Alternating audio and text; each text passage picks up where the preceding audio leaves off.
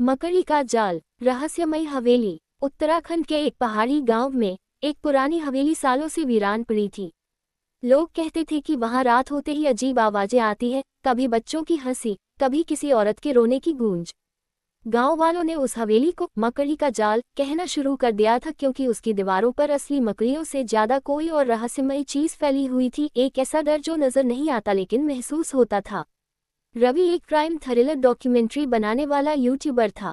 उसे जब इस हवेली की कहानी पता चली तो उसके रोमांच को जैसे पंख लग गए। वो अपने दो दोस्तों सिमरन और विशाल के साथ कैमरा लेकर उस हवेली की पड़ताल करने निकल पड़ा। तीनों शाम को हवेली पहुंचे। सूरज ढलते ही हवेली की दीवारें नीले से काले में बदल गईं। रवि ने कैमरा ऑन किया और रिकॉर्डिंग शुरू की। रवि, हम इस वक्त उस हवेली में हैं जहां कई लोगों ने आत्माओं की मौजूदगी महसूस की है। देखते हैं आज रात हमारे साथ क्या होता है।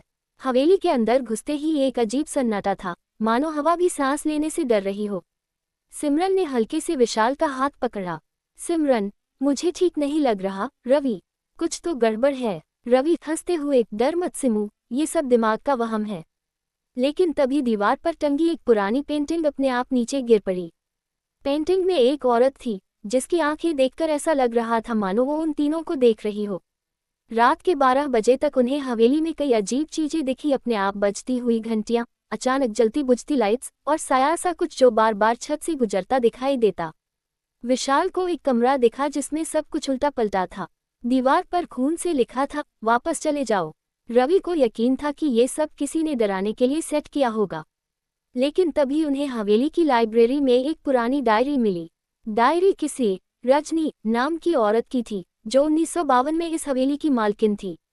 उसमें लिखा था, ग्रेटर दैन, मेरे पति ने मुझे जिंदा जला दिया।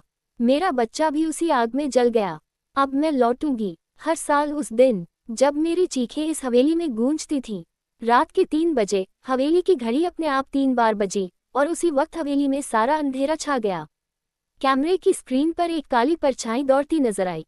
सिमरन जोर से चिल्लाए, वो वही खड़ी है। एक लंबी काली साड़ी पहने औरत जिसकी आंखों से खून बह रहा था, धीरे धीरे उनकी ओर बढ़ रही थी। उसके बाल जमीन तक फैले हुए थे और कदम बिना जमीन पर पड़े आगे बढ़ रहे थे। रवि ने कैमरा उसकी ओर घुमाया, लेकिन कैमरे में कुछ नहीं आया। रवि, कुछ नहीं दिख रहा। सिमरन, क्या तुम्हारा वहम? सिमरन, मैं झूठ नहीं बोल रही। तभी विशाल जोर से चिल्लाया और जमीन पर गिर पड़ा। उसके गले पर लाल निशान उभर रहे थे, जैसे किसी ने उसे गला घोंटने की कोशिश की हो। सिमरन रोते हुए बोली, हमें यहाँ से जाना होगा। लेकिन हवेली का दरवाजा अपने आप बंद हो चुका था और अब वह किसी भी तरह से खुल नहीं रहा था। रवि और सिमरन ने विशाल को सहारा देकर एक कमरे में छिपा दिया। तभी उन्हें याद आया, डायरी में एक मंत्र लिखा था जिसे पढ़ने से आत्मा शांत हो सकती थी। रवि ने मंत्र पढ़ना शुरू किया। ग्रेटर दैन, नमः कालिनी रजस्वला, तेरे क्रोध को शांति दो। जिनकी आत्मा अधूरी रह गई उन्हें मोक्ष का द्वार दो। जैसे ही मंत्र पूरा हुआ, हवेली की दीवारें हिलने लगी और चारों ओर से आत्माओं की चीख सुनाई देने लगी। पेंटिंग्स गिरने लगी, दिए अपने आप बुझ गए। तभी एक जोरदार चीख गूंजी, रजनी की आत्मा। लेकिन वो अब पहले जैसी नहीं थी। उसकी आंखों से सिर्फ दर्द झलक रहा था और उसकी गोद में एक जलता हुआ बच्चा था। रजनी, क्यों आए हो मेरी सजा देखने? चले जाओ। रवि ने धीरे से कहा, हम यहाँ तुम्हारी मदद करने आए हैं। तुम्हें मुक्त करना है। रजनी की आत्मा एक पल के लिए थम गई, फिर धीरे धीरे उसकी आकृति धुआं बनकर उड़ने लगी और हवेली में रोशनी फैल गई। सुबह होते ही हवेली का दरवाजा अपने आप खुल गया। विशाल की सांसें अब ठीक थीं, पर वो गहरे सदमे में था। तीनों जैसे तैसे गांव वापस लौटे और अपनी रिकॉर्डिंग चेक की। हैरानी की बात यह थी कि कैमरे में सिर्फ वही दृश्य थे जो आम थे, ना कोई आत्मा, ना चीखे, ना मंत्र।